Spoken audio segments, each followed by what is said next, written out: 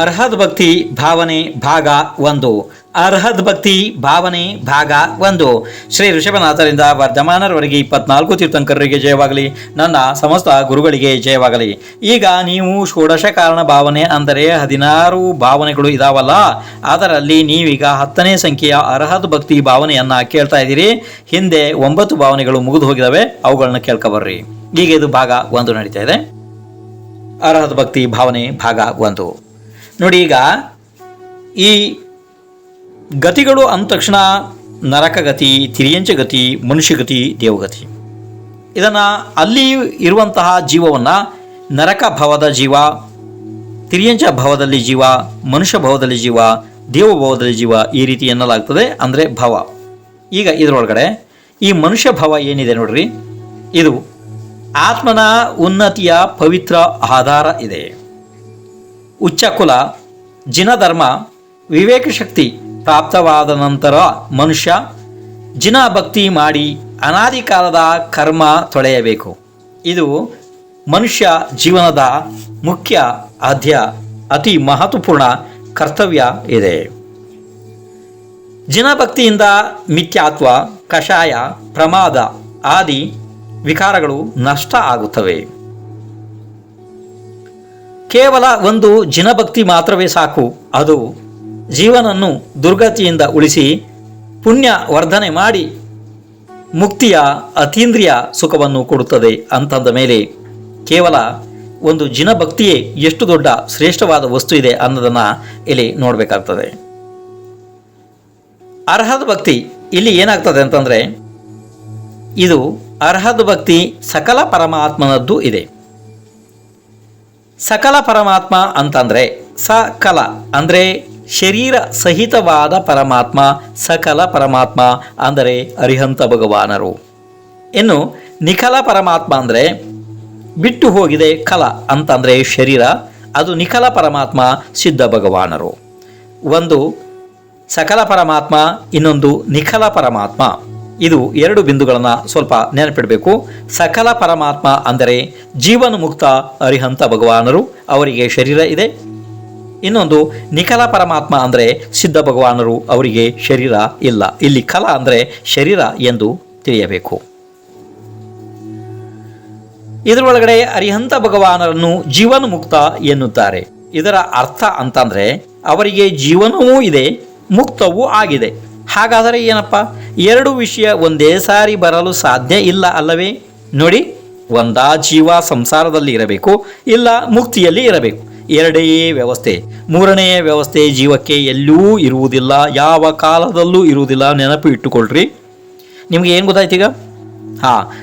ನೀವು ಗೊಂದಲ ಮಾಡ್ಕೊಂಡ್ರಿ, ನನಗೆ ಗೊತ್ತಾಗ್ತಾ ಇದೆ. ಹಾಗಲ್ಲ, ಇಲ್ಲಿ ಕೇಳ್ರಿ. ಅಂದರೆ ಆಕಾಶದ ಸ್ವಲ್ಪ ಪ್ರದೇಶದಲ್ಲಿ 343 ಘನರಜ್ಜು ಪ್ರಮಾಣದಲ್ಲಿ ಲೋಕಾಕಾಶ ಇದೆ. ಇದರ ಒಳಗಡೆ ಮಾತ್ರ ಜೀವಗಳು ಇರಲು ಸಾಧ್ಯ. ಹೊರಗಡೆ ಅನಂತ ಪ್ರದೇಶ ಆಕಾಶದಿದೆ, ಆದರೆ ಅಲ್ಲಿ ಒಂದು ಜೀವ ಕೂಡ ಇಲ್ಲ, ಯಾವತ್ತೂ ಇಲ್ಲ. ಹಿಂದೂ ಇಲ್ಲ, ಇಂದೂ ಇಲ್ಲ, ಮುಂದೆ ಇರುವುದೂ ಇಲ್ಲ. ಅರ್ಥ ಆಯಿತು? ಹಾಗಾದರೆ ಲೋಕಾಕಾಶದ ಒಳಗಡೆಯೇ ಅನಂತಾನಂತ ಜೀವಗಳು ಇದ್ದಾವೆ.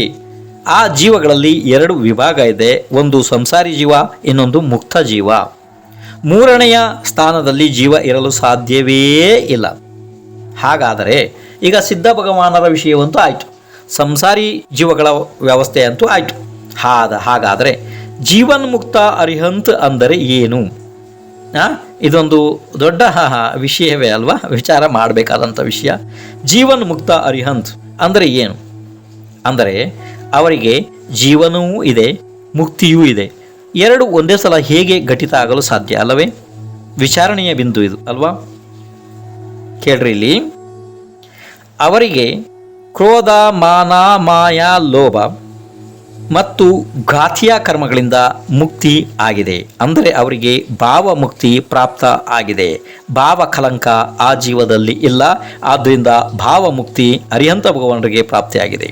ಆದರೆ ಆಯು ಕರ್ಮ ಇನ್ನೂ ಕೂಡ ವಿದ್ಯಮಾನ ಇರುವುದರಿಂದ, ಅಥವಾ ಆಯು, ನಾಮ, ಗೋತ್ರ, ವೇದನೆಯ ಈ 4 ಅಘಾತ್ಯ ಕರ್ಮಗಳು ಇನ್ನೂ ಕೂಡ ಅವರ ಆತ್ಮನಲ್ಲಿ ಇರುವುದರಿಂದ ಅವರಿಗೆ ಜೀವನ ಇದೆ. ಅಂದರೆ ಆಯು ಇದೆ, ಶರೀರ ಇದೆ, ಜೀವನ ಇದೆ. ಆದರೂ ಕೂಡ ಅವರು ಭಾವಕರ್ಮದಿಂದ ಮುಕ್ತರು ಇದ್ದಾರೆ.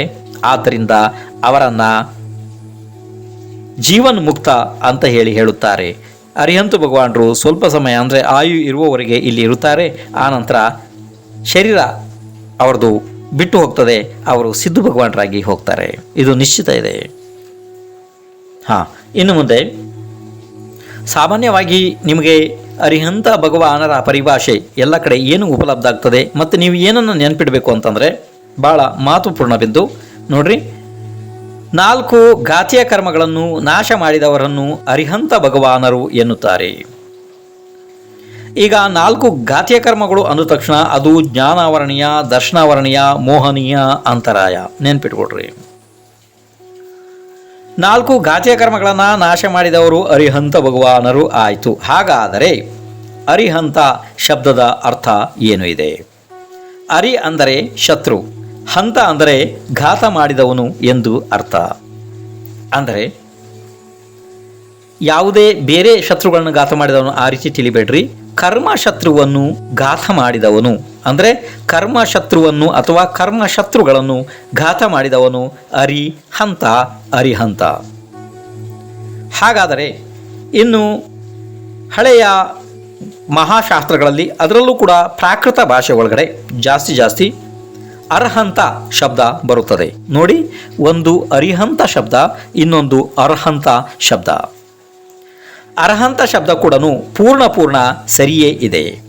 ಅರ್ಹಂತ ಅಂದರೆ ಅದರ ಅರ್ಥ ಪೂಜೆಗೆ ಯೋಗ್ಯ ಎಂದು ಅರ್ಥ. ಅಕಸ್ಮಾತ್ ಯಾವುದೇ ಸಮಯದಲ್ಲಿ ಯಾರಾದರೂ ನಮೋ ಅರ್ಹಂತಾಣಂ ಅಂದರೂ ಕೂಡ ಅದು ಸಂಪೂರ್ಣ ಸರಿಯಿದೆ. ಯಾರಾದರೂ ನಮೋ ಅರಿಹಂತಾಣಂ ಅಂದರೂ ಕೂಡ ಅದು ಪೂರ್ಣ ಸರಿಯಿದೆ. ಆ ಸ್ಥಳದಲ್ಲಿ ನಾವು ತಿಳಿದುಕೊಳ್ಳಬೇಕಷ್ಟೇ, ಅವರನ್ನು ವಿರೋಧ ಮಾಡಬಾರದು. ಅರಿಹಂತರಲ್ಲಿ ಮುಖ್ಯವಾಗಿ 7 ಭೇದಗಳು ಆಗುತ್ತವೆ. ಅದನ್ನು ಒಂದು ಸ್ವಲ್ಪ ಬರ್ಕೊಡ್ರಿ. 1, 5 ಕಲ್ಯಾಣಕ ಆದವರು. 2, ಇನ್ನೊಂದು ರೀತಿ ಬರ್ಕೊಡ್ರಿ, ಅದನ್ನು ಬೇಕಾದ್ರೆ ನಿಮಗೆ ಗೊಂದಲ ಆಗ್ತದೆ. ಆದರೆ 5 ಕಲ್ಯಾಣಕದವರು. 2ನೇ ಬಿಂದು ಬರ್ಕೊಡ್ರಿ, 2ನೇ ವಿಷಯ. 3 ಕಲ್ಯಾಣಕದವರು. 3ನೇ ವಿಷಯ ಬರ್ಕೊಡ್ರಿ. 2 ಕಲ್ಯಾಣಕದವರು. 4ನೇ ವಿಷಯ ಬರ್ಕೊಡ್ರಿ. ಸಾತಿಶಯ ಅಂದರೆ ಗಂಧ ಕುಟಿಯುಕ್ತ ಕೇವಲಿಗಳು. 5ನೇ ವಿಷಯ ಬರ್ಕೊಡ್ರಿ. ಮೂಕ ಕೇವಲಿಗಳು. 6ನೇ ವಿಷಯ ಬರ್ಕೊಡ್ರಿ. ಉಪಸರ್ಗ ಕೇವಲಿಗಳು. 7ನೇ ವಿಷಯ ಬರ್ಕೊಡ್ರಿ. ಅಂತಕೃತ ಕೇವಲಿ. ಈಗ ಇದನ್ನು ನೇರವಾಗಿ ಇನ್ನೊಂದು ಸಲ ಹೇಳ್ತೀನಿ. 5 ಕಲ್ಯಾಣಕದವರು, 3 ಕಲ್ಯಾಣಕದವರು, 2 ಕಲ್ಯಾಣಕದವರು, ಸಾತಿಶಯ ಅಂದರೆ ಗಂಧಕುಟಿಯುಕ್ತ ಕೇವಲಿಗಳು, ಮೂಕ ಕೇವಲಿಗಳು, ಉಪಸರ್ಗ ಕೇವಲಿ, ಅಂತಕೃತ ಕೇವಲಿ. ಇದು ಎಷ್ಟಾಯ್ತಪ್ಪ? 7 ಪ್ರಕಾರದ ಅರಿಹಂತ ಭಗವಾನರು ಆದರು ಅಲ್ಲವೇ? ಇದು ಅರಿಹಂತ ಭಗವಾನರ 7 ಪ್ರಕಾರ. ಇನ್ನೊಂದು ವಿಶೇಷವಾದ ಪ್ರಕರಣವನ್ನು ಒಂದು ಸ್ವಲ್ಪ ನೆನಪಿಟ್ಕೊಡ್ರಿ. ಇಲ್ಲಿ ಅದು ಮುಖ್ಯ ಇಲ್ಲ, ಆದ್ದರಿಂದ ನಾನು ಅದನ್ನು ಹೇಳೋದಿಲ್ಲ. ರಾಯಣಸಾರ ಪ್ರಶ್ನೋತ್ತರಿ ಅನ್ನುವಂತಹ ಒಂದು ಮಹಾಶಾಸ್ತ್ರ ಇದೆ. ಅಲ್ಲಿ ಒಂದು ಮುಂಡಕೇವಲಿ ಅಂತ ಹೇಳಿ ಕೂಡ ಹೇಳಿದ್ದಾರೆ. ಮುಂಡಕೇವಲಿ ಅಂತಂದರೆ ಅದು ಅಲ್ಲಿಗೆ 8 ಪ್ರಕಾರ ಆಯಿತು ಅಲ್ಲವೇ? ಆದರೆ ಅದು 99% ಶಾಸ್ತ್ರದ ಪ್ರಮಾಣ ಅಲ್ಲ, ಅದು ವಿಶೇಷವಾದ ಪ್ರಕರಣ. ಇಲ್ಲಿ ಕೇವಲ ನೀವು 7 ಪ್ರಕಾರದ ಕೇವಲಿಗಳನ್ನು ಮಾತ್ರ ಗ್ರಹಿಸಬೇಕು. ಇಷ್ಟೇ ನೀವು ನೆನಪಿಟ್ಕೊಂಡ್ರೆ ಸಾಕು. ಅರ್ಥ ಆಯಿತು? ಅಕಸ್ಮಾತ್ ಯಾವುದಾದರೂ ಮಹಾಶಾಸ್ತ್ರಗಳಲ್ಲಿ ಅನ್ಯ ರೀತಿಯಿಂದ ಸ್ವಲ್ಪ ಪ್ರಕರಣ ವ್ಯತ್ಯಾಸವಾಗಿ ಬಂದರೂ ಕೂಡ ನೀವು ಅದನ್ನು ಸ್ವೀಕರಿಸಬೇಕು, ಯಾವುದನ್ನು ಕೂಡ ನಿರಾಕರಿಸಬಾರದು. ಕಾರಣ ಹೇಳುವಂಥ ಪದ್ಧತಿಗಳು ಅನೇಕ ಇರ್ತವೆ. ಆದ್ದರಿಂದ ನೋಡಿ, ಈಗ ಇನ್ನು ಒಂದೊಂದನ್ನೇ ಹೇಳ್ತೇನೆ. ಅಂದರೆ ಈ 7 ಪ್ರಕಾರದಿದೆಯಲ್ಲ, ಇದರಲ್ಲಿ ಒಂದೊಂದನ್ನೇ ಹೇಳುತ್ತೇನೆ. ಆದ್ದರಿಂದ ಕ್ರಮಬದ್ಧವಾಗಿ ಇದನ್ನು ಕೇಳುತ್ತಾ ಹೋಗಿರಿ. 1ನೇ ವಿಷಯ, 5 ಕಲ್ಯಾಣಕದವರು ಅಂದರೆ 5 ಭರತ ಕ್ಷೇತ್ರ ಮತ್ತು 5 ಐರಾವತ ಕ್ಷೇತ್ರಗಳಲ್ಲಿ ಯಾವ ತೀರ್ಥಂಕರರು ಆಗುತ್ತಾರೆ ಅವರು ಎಲ್ಲರೂ 5 ಕಲ್ಯಾಣಕಗಳ ತೀರ್ಥಂಕರರೇ ಇರುತ್ತಾರೆ. ಅಂದರೆ ಅವರಿಗೆ 5 ಕಲ್ಯಾಣಕಗಳು ಆಗಿಯೇ ಆಗುತ್ತವೆ. ಇದು ಗ್ಯಾರಂಟಿ ಇದೆ. ಆದರೆ ವಿದೇಹ ಕ್ಷೇತ್ರದಲ್ಲಿ ಮಾತ್ರ ಕೆಲವೊಂದು ತೀರ್ಥಂಕರರದ್ದು 5 ಕಲ್ಯಾಣಕಗಳು ಆಗ್ತವೆ, ಕೆಲವು ತೀರ್ಥಂಕರರದ್ದು 3, ಕೆಲವು ತೀರ್ಥಂಕರರದ್ದು 2. ಈಗ ಹಾಗಿದ್ರೆ ನಾವು ಪಂಚ ಕಲ್ಯಾಣಕಗಳನ್ನು ಕ್ರಮಬದ್ಧವಾಗಿ ತಿಳಿಬೇಕಾಗ್ತದೆ. 5 ಕಲ್ಯಾಣಕಗಳು ಯಾವುವು? ಕ್ರಮಬದ್ಧವಾಗಿ ಗರ್ಭ ಕಲ್ಯಾಣ, ಜನ್ಮ ಕಲ್ಯಾಣ, ದೀಕ್ಷಾ ಕಲ್ಯಾಣ, ಕೇವಲ ಜ್ಞಾನ ಕಲ್ಯಾಣ, ಮೋಕ್ಷ ಕಲ್ಯಾಣ. ಅಕಸ್ಮಾತ್ ಯಾವುದಾದರೂ ಮಹಾಶಾಸ್ತ್ರದೊಳಗಡೆ ದೀಕ್ಷಾ ಕಲ್ಯಾಣವನ್ನು ಪರಿನಿಷ್ಕ್ರಮಣ ಕಲ್ಯಾಣ ಅಂದರೆ ನೀವು ಅದನ್ನು ಸ್ವೀಕರಿಸಬೇಕು. ಮೋಕ್ಷ ಕಲ್ಯಾಣವನ್ನು ನಿರ್ವಾಣ ಕಲ್ಯಾಣಕ ಅಂತಂದರೆ ಅದನ್ನು ನೀವು ಸ್ವೀಕರಿಸಬೇಕು. ಇದು ನಿಮಗೆ ನೆನಪು ಇರಬೇಕು. ಅರ್ಥ ಆಯಿತು? ಆದರೂ ಕೂಡ ಸಾಮಾನ್ಯವಾಗಿ ಹೇಳುವಾಗ ಗರ್ಭ ಕಲ್ಯಾಣ, ಜನ್ಮ ಕಲ್ಯಾಣ, ದೀಕ್ಷಾ ಕಲ್ಯಾಣ, ಕೇವಲ ಜ್ಞಾನ ಕಲ್ಯಾಣ, ಮೋಕ್ಷ ಕಲ್ಯಾಣ. ಆಯಿತು? ಹಾಂ. ಹಾಗಾದರೆ ಈಗ ಈ 5 ಭರತ ಕ್ಷೇತ್ರ, 5 ಐರಾವತ್ ಕ್ಷೇತ್ರ ಅಂದರೆ ಇದು 2.5 ದ್ವೀಪದಲ್ಲಿ ಅಂದರೆ ಮನುಷ್ಯ ಲೋಕದಲ್ಲಿ ಮಾತ್ರ ಬರ್ತವೆ. ಅಲ್ಲಿ 6 ಕಾಲಗಳ ಪರಿವರ್ತನೆ ಆಗ್ತಿರ್ತದೆ. ಇದನ್ನೆಲ್ಲ ನೀವು ವಿಸ್ತಾರವಾಗಿ ತಿಳಿಬೇಕಿದ್ರೆ ಲೋಕಾಕಾಶ ತಿಳಿಬೇಕಾಗ್ತದೆ. ಲೋಕಾಕಾಶ ತಿಳಿಬೇಕು ಅಂತಂದರೆ ನೀವು ಒಂದು ಕೆಲಸ ಮಾಡಿ, ನಿಮ್ಮ ಮೊಬೈಲ್ನಲ್ಲಿ ಪ್ಲೇಸ್ಟೋರಿಗೆ ಹೋಗ್ರಿ. ಅಲ್ಲಿ ಹೋಗಿ ವಿದ್ಯಾಭೂಷಣ್ ಮಹಾರಾಜ್ ಆ್ಯಪ್ ಡೌನ್ಲೋಡ್ ಮಾಡಿಕೊಡ್ರಿ. ಮತ್ತೇನಾರು ಇದನ್ನು ತಪ್ಪು ಹೊಡೆದಿರಿ, ಇನ್ನೊಂದ್ಸಲ ಕೇಳ್ರಿ. ಬೇರೆ ಏನು ಟೈಪ್ ಮಾಡೋದಿಲ್ಲ, ವಿದ್ಯಾಭೂಷಣ್ ಮಹಾರಾಜ್ ಅಷ್ಟೇ. ಅದು ಹಿಂದೆ ಮುಂದೆ ಏನು ಹೊಡಿಬೇಡ್ರಿ, ಮತ್ತೆ 108 ಅದೆಲ್ಲ ಹೇಳಬೇಡ್ರಿ, ಏನೂ ಇಲ್ಲ ಅದೆಲ್ಲ. ಖಾಲಿ ವಿದ್ಯಾಭೂಷಣ್ ಮಹಾರಾಜ್ ಅಷ್ಟೇ. ಅಷ್ಟು ಟೈಪ್ ಮಾಡಿ ಅಥವಾ ವಾಯ್ಸ್ ಕೊಡ್ರಿ. ಅದನ್ನ ಅಲ್ಲಿ ಆ್ಯಪ್ ಬರ್ತದೆ, ಅದನ್ನು ಇನ್ಸ್ಟಾಲ್ ಮಾಡಿಕೊಡ್ರಿ. ಅದರಲ್ಲಿ ಲೋಕಾಕಾಶ ಅಂಥೇಳಿ ಒಂದು ಫೋಲ್ಡರ್ ಇದೆ, ಅದನ್ನು ಕ್ಲಿಕ್ ಮಾಡಿರಿ. ಅಲ್ಲಿ ನೀವು ವಿಸ್ತಾರವಾಗಿ ಲೋಕಾಕಾಶದ ಬಗ್ಗೆ ಕಲಿಬೋದು. ಆವಾಗ ಈ ವಿದೇಹ ಕ್ಷೇತ್ರ, ಈ ಭರತ ಐರಾವತ ಕ್ಷೇತ್ರಗಳು ಯಾವ್ಯಾವ ಸ್ಥಳದಲ್ಲಿ ಬರ್ತವೆ ಅನ್ನೋದು ಸಂಪೂರ್ಣ ಅದರಲ್ಲಿ ನಿಮಗೆ ಡೀಟೇಲ್ ಸಿಗುತ್ತದೆ. ಆಡಿಯೋ ವಿಡಿಯೋ ರೆಕಾರ್ಡ್ ಇದೆ. ಇಷ್ಟ ಆದ ನಂತರ ಇನ್ನೊಂದು ವಿಷಯ ನಾನು ನಿಮಗೆ ಹೇಳ್ತೀನಿ. ಈ 5 ಕಲ್ಯಾಣಕಗಳು ಯಾಕೆ ಆಗ್ತವೆ, 3 ಯಾಕೆ ಆಗ್ತವೆ, 2 ಯಾಕೆ ಆಗುತ್ತವೆ, ಇದನ್ನು ಬಹಳ ಅತಿ ಮಹತ್ವಪೂರ್ಣ ಬಿಂದು ಇರೋದ್ರಿಂದ ಕೇಳ್ಕೊಂಡು ಹೋಗ್ರಿ. ನೋಡಿ, ಯಾವ ತೀರ್ಥಂಕರರಿಗೆ 5 ಕಲ್ಯಾಣಕಗಳು ಆಗುತ್ತವೆ, ಆ ಜೀವವು ತೀರ್ಥಂಕರರು ಆಗುವುದಕ್ಕಿಂತ ಹಿಂದೆ 3ನೆಯ ಭವದಲ್ಲಿ ಅವರು ತೀರ್ಥಂಕರ ಪ್ರಕೃತಿಯನ್ನು ಬಂಧ ಮಾಡಿಕೊಂಡಿರುತ್ತಾರೆ. ಇದು ನೆನಪಿಟ್ಕೊಳ್ರಿ. ಆದ್ದರಿಂದ ಆ ಜೀವ ಇಲ್ಲಿಗೆ ಬರಬೇಕಿದ್ರೆ ಅದಕ್ಕೆ ಗರ್ಭ ಕಲ್ಯಾಣಕ ಇದೆಲ್ಲ ಆಗ್ತವೆ. 5 ಕಲ್ಯಾಣಕಗಳು ಆಗ್ತವೆ. ಅದಾದಮೇಲೆ ಇನ್ನು ಮುಂದಿನ ವಿಷಯ ಕೇಳ್ರಿ. 3 ಕಲ್ಯಾಣಕದ ತೀರ್ಥಂಕರರು ಹೇಗೆ ಆಗುತ್ತಾರೆ? ಉತ್ತರ ಕೇಳ್ರಿ. ವಿದೇಹ ಕ್ಷೇತ್ರದಲ್ಲಿ ಯಾವುದಾದರೂ ವಜ್ರ ಋಷಭನಾರಚ ಸಂವಹನದಾರಿ ಉತ್ತಮ ಕುಲದಲ್ಲಿ ಪುರುಷ ಪರ್ಯಾಯದಲ್ಲಿ ಜೀವದ ಜನ್ಮ ಆಗಿ ಹೋಯಿತು. ಅವರು ಶ್ರಾವಕ ಅವಸ್ಥೆಯನ್ನು ಕೂಡ ಮುಗಿಸಿ ಶ್ರಾವಕ ಅವಸ್ಥೆಯಲ್ಲಿ ಅವರು ಇದ್ದಾರೆ. ಈಗ ಶ್ರಾವಕ ಅವಸ್ಥೆಯಲ್ಲಿ ಇದ್ದಾರೆ, ಅಥವಾ ಅಂದರೆ ಶ್ರಾವಕ ಅವಸ್ಥೆಯಲ್ಲಿ ಈಗಿದ್ದಾರೆ, ಅಥವಾ ಗೃಹಸ್ಥ ಅವಸ್ಥೆಯಲ್ಲಿ ಇದ್ದಾರೆ. ಹೀಗೆ ತಿಳ್ಕೊಳ್ರಿ. ಅಂದರೆ ಶ್ರಾವಕ ಅವಸ್ಥೆ ಬೇರೆ, ಗೃಹಸ್ಥ ಅವಸ್ಥೆ ಒಂದೇ ಇದ್ದರೂ ಕೂಡ ಅದರಲ್ಲಿ ಸ್ವಲ್ಪ ವಿಭಾಗ ಇದೆ. ಯಾಕೆಂದರೆ ವ್ರತಗಳನ್ನು ಸ್ವೀಕಾರ ಮಾಡಿದ ನಂತರ ಅಲ್ವಾ ಶ್ರಾವಕರಾಗೋದು ಅಲ್ವಾ. ಆ ಥರ ಇರಲಿ. ಅವರು ಈಗ ಅವಿರತ ಇದ್ದಾರೆ ಅಥವಾ ವ್ರತಿ ಇದ್ದಾರೆ, ಅಂದರೆ ಶ್ರಾವಕರಿದ್ದಾರೆ. ಆ ಸಮಯದಲ್ಲಿ ಅವರಿಗೆ ತೀರ್ಥಂಕರ ನಾಮಕರ್ಮ ಪ್ರಕೃತಿ ಬಂದಾಯಿತು. ಅದೇ ಭವದಲ್ಲಿ ಅವರು ಈಗ ತೀರ್ಥಂಕರರು ಆಗುವವರು ಅಲ್ವಾ. ಹಾಗಾದರೆ ಈಗ ಅವರಿಗೆ ಮುನಿ ದೀಕ್ಷೆ ಆಗುತ್ತದೆ. ಆವಾಗ ಒಂದು ಕಲ್ಯಾಣಕ ಆಗುತ್ತದೆ. ಅದು ಯಾವುದು? ದೀಕ್ಷಾ ಕಲ್ಯಾಣ. ಅದಾದ ನಂತರ ಅವರು ಅನೇಕ ವರ್ಷಗಳು ತಪ ಮಾಡ್ತಾರೆ. ತಪ ಮಾಡಿದ ನಂತರ ಅವರಿಗೆ ಕೇವಲ ಜ್ಞಾನ ಆಗ್ತದೆ. ಆವಾಗ 2ನೇ ಕಲ್ಯಾಣ ಆಯಿತು. ಯಾವುದು? ಕೇವಲ ಜ್ಞಾನ ಕಲ್ಯಾಣ. ಅವರಿಗೆ ಮೋಕ್ಷ ಆಗ್ತದೆ ಮುಂದೆ. ಆವಾಗ ಎಷ್ಟು ಕಲ್ಯಾಣ ಆಯಿತು? 3 ಕಲ್ಯಾಣ ಆಯಿತು. ಅಂದರೆ ಯಾವ್ಯಾವುದಪ್ಪ? ದೀಕ್ಷಾ ಕಲ್ಯಾಣ, ಕೇವಲ ಜ್ಞಾನ ಕಲ್ಯಾಣ, ಮೋಕ್ಷ ಕಲ್ಯಾಣ. 3 ಆದ್ವಲ್ಲ. ಇದು ಆಯಿತು. ಇದು ನಿಮಗೆ ಅರ್ಥ ಆಯಿತು. ಹಾಗಾದರೆ ಅವರಿಗೆ 2 ಕಲ್ಯಾಣಗಳು ಏಕೆ ತಪ್ಪಿಸಿಕೊಂಡವು? ಏಕೆಂದರೆ ಅವರು ಗರ್ಭಕ್ಕೆ ಬರುವಾಗ ಅವರ ಜೊತೆಗೆ ತೀರ್ಥಂಕರ ಪ್ರಕೃತಿ ಬಂಧ ಇರಲಿಲ್ಲ ಅಲ್ವಾ. ಆದ್ದರಿಂದ ಅವ್ರದ್ದು ಗರ್ಭನೂ ಆಯಿತು, ಜನ್ಮನೂ ಆಯಿತು. 2 ಕಲ್ಯಾಣಗಳು ಹೋಗಿಬಿಡ್ತು, ಉಳಿತು 3 ಸಿಕ್ತು ಅಲ್ವಾ. ಈಗ ನಿಮಗೆ ಗೊತ್ತಾಯಿತು. ಹಾಗಾದರೆ ಈಗ ಮುಂದಿನ ವಿಷಯ, ಎರಡು ಕಲ್ಯಾಣಕದ ತೀರ್ಥಂಕರರು ಹೇಗೆ ಆಗುತ್ತಾರೆ? ಇದು ಕ್ವಶನ್, ಅಂದರೆ ಪ್ರಶ್ನೆ. ಉತ್ತರ ಕೇಳ್ರಿ. ಯಾವುದಾದರೂ ಜೀವದಲ್ಲಿ, ಅಂದರೆ ತೀರ್ಥಂಕರ ಪ್ರಕೃತಿ ಇಲ್ಲ ಅಂಥ ಜೀವದ ವಿದೇಹ ಕ್ಷೇತ್ರದಲ್ಲಿ ಗರ್ಭಕ್ಕೂ ಬಂತು, ಜನ್ಮನೂ ಆಯಿತು, ಇನ್ನೂ ಗೃಹಸ್ಥ ಅವಸ್ಥೆನೂ ಮುಗೀತು, ದೀಕ್ಷೆ ಕೂಡ ಆಗಿ ಹೋಯ್ತು, ಮುನಿ ದೀಕ್ಷೆ ಆಗಿ ಹೋಯ್ತು.